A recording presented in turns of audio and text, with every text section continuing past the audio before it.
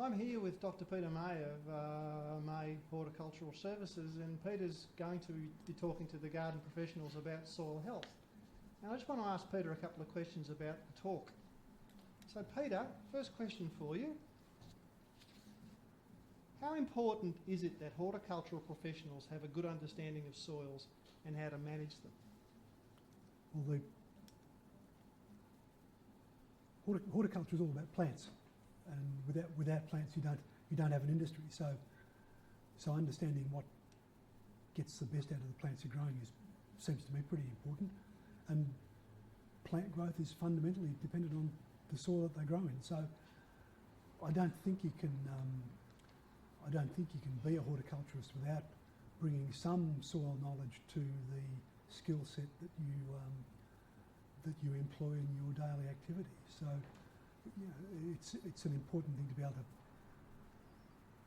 understand the basics of the soil that you're working with, be able to identify what might be the important limiting factors about that particular soil, what are the things that are going to constrain the things that you would hope to do with it, and then what are the techniques and skills that you can bring to that to overcome those limitations, to improve plant performance, to make the work that you do more sustainable in the longer term, to go on giving your clients the kind of benefits they expect. Soil seems to me to be fundamentally critical. I mean, the complicating thing is that soil is very complicated stuff, and there is a lot to know. But a lot of the basics are relatively straightforward, and it's not difficult to get your head around the stuff that really does matter. Okay, good, thanks. Just one more.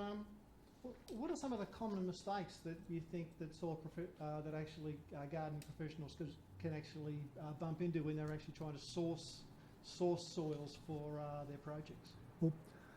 Well, I mean, it's a fact of life that the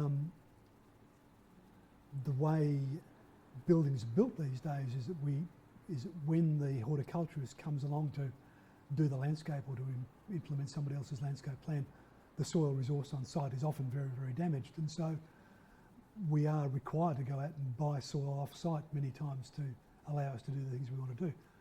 And a lot of the products that are sold in the soil market are really not fit for purpose. So the first thing you have to know when you're approaching this problem is, well, okay, what is it that I'm actually looking for? What are the kinds of soil materials that are going to give me the outcomes I want, minimise the number of problems I have, and then being able to find somebody who can supply those soils for you, can give you reliable information about them. I think the worst mistakes you can make are to not engage with your soil supplier at the level of requiring information from them beyond the name that they've given the product. A thing can be sold as premium garden soil and really not be in any shape a premium garden soil, but it's what it's called, and I think many people buy it on name rather than on performance. So knowing what performance criteria are important and asking for evidence that these soils meet those criteria is vitally important. Thanks, Peter. It sounds like it'll be a fascinating presentation. Thanks very much. We hope so. Thanks, Peter.